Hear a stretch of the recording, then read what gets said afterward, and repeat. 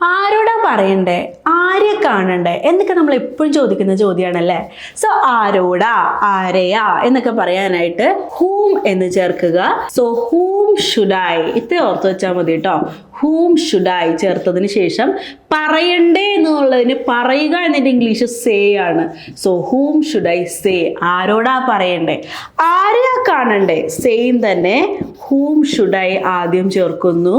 അതിനുശേഷം കാണണ്ടേ, കാണുക എന്നതിൻ്റെ ഇംഗ്ലീഷ് നമുക്ക് ഒരാളെ കണ്ടുമുട്ടുന്നതിന് മീറ്റ് എന്ന് പറയാം. സോ ഹൂം ഷുഡ് ഐ മീറ്റ്, ഞാൻ ആരെയാ കാണണ്ടേ. ആരെയാ വിളിക്കണ്ടേ, സെയിം തന്നെ ഹൂം ഷുഡ് ഐ ആദ്യം ചേർക്കുന്നു.